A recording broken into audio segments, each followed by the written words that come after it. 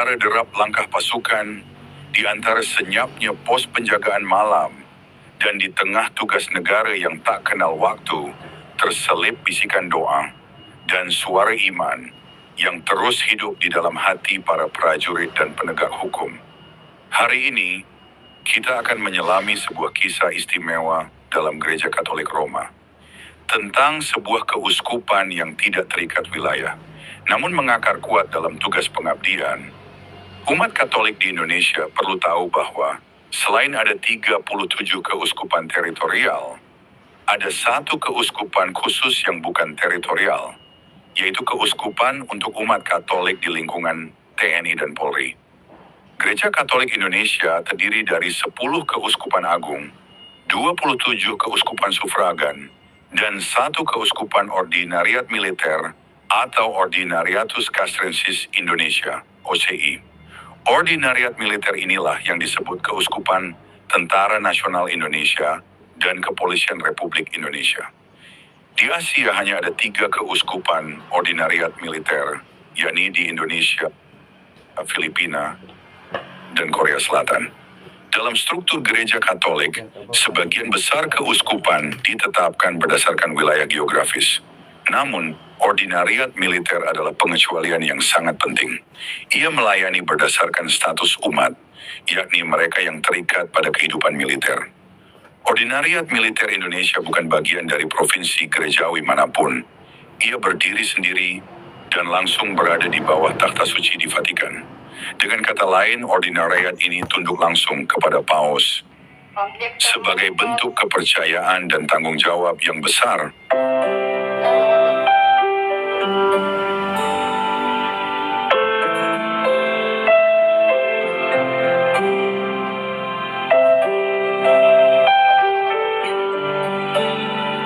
Awal mula dibentuk ordinariat militer pada tahun 1949 lewat pengangkatan Member R. Albertus Sugio Pranoto SC sebagai uskup vikariat keuskupan militer di Indonesia pertama. Saat itu keuskupan ini digagas oleh Menteri Pertahanan Sultan Hamengkubuwono IX. Awalnya, tugas keuskupan militer adalah mendampingi tentara yang terjun di medan perang. Namun seiring waktu, dengan semakin banyaknya umat Katolik yang mengabdi dalam TNI dan Polri, gereja melihat perlunya struktur yang lebih permanen dan mandiri.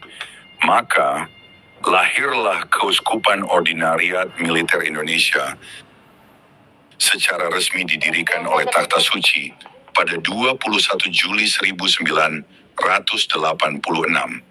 Para imam dalam ordinariat ini disebut kapelan militer atau pastor militer. Mereka bukan hanya rohaniwan biasa, mereka juga anggota resmi militer dengan status dan pelatihan khusus. Mereka hadir di tengah pasukan bukan untuk memegang senjata, tapi untuk membawa ekaristi, sabda Tuhan, dan sakramen kepada mereka yang mengabdi. Syarat untuk menjadi pastor militer adalah pertama-tama harus seorang pria Katolik yang sudah menerima sakramen imamat. Selanjutnya, sang pastor boleh terjun ke dunia militer dengan segala syarat yang berlaku di kesatuannya. Seorang pastor militer harus menjalankan apa yang dilakukan oleh para tentara, namun tidak melalaikan tugas dan fungsi utama sebagai gembala dan pelayan sakramen. Kendati sebagai pastor, mereka juga mengenakan dinas militer, sama seperti para tentara pada umumnya. Mereka memakai pakaian dinas dan memiliki pangkat di depan namanya. Tetapi jika salah satu pastor militer memimpin misa di gereja, maka pastor tersebut boleh berpakaian layaknya seorang imam. Ya, memang dia seorang imam. Di garis depan, di pos terpencil, di kapal perang, di akademi kepolisian, bahkan di tengah operasi, pastor militer hadir sebagai wakil Kristus yang tak kenal lelah. Pelayanan keuskupan ini bukan hanya untuk prajurit dan polisi, tapi juga untuk keluarga mereka. Karena gereja memahami, di balik tugas berat seorang pengabdi negara, ada keluarga yang setia mendoakan, ada anak-anak yang tumbuh, dan istri atau suami yang merindukan kehadiran Tuhan di tengah rumah tangga. Maka pelayanan pastoral pun menjangkau mereka.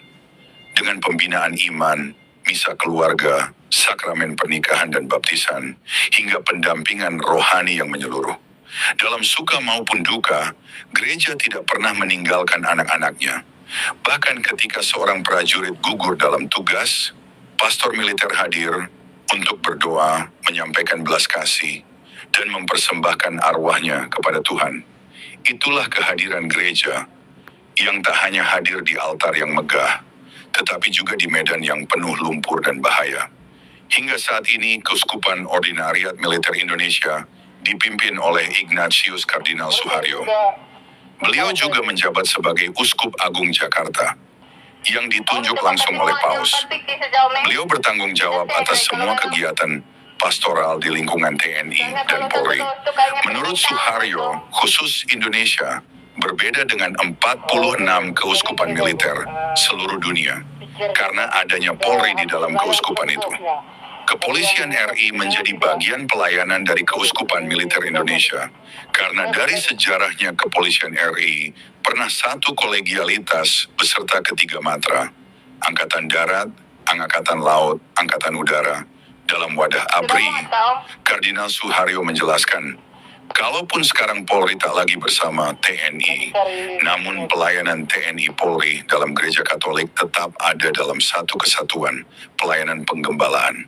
Dari Sabang sampai Merauke, dari pulau terdepan hingga kota besar, keuskupan ini hadir sebagai pelita iman yang menjaga api kasih Kristus tetap menyala di hati para patriot bangsa. Seperti tertulis dalam surat Paulus kepada Timotius, berjuanglah dalam perjuangan yang baik dari imanmu. 1 Timotius 6:12. Para prajurit dan anggota Polri Katolik tidak hanya berjuang di medan fisik, tapi juga di medan rohani. Dan ordinariat militer menjadi medan pelayanan gereja, tempat mereka dikuatkan, dipersatukan, dan dipenuhi kasih Tuhan.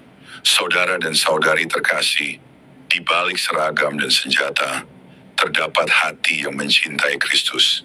Dan gereja tak pernah berhenti hadir untuk mendampingi setiap umat yang berseru, Tuhan, Engkaulah perlindunganku, batu karangku, dan keselamatanku.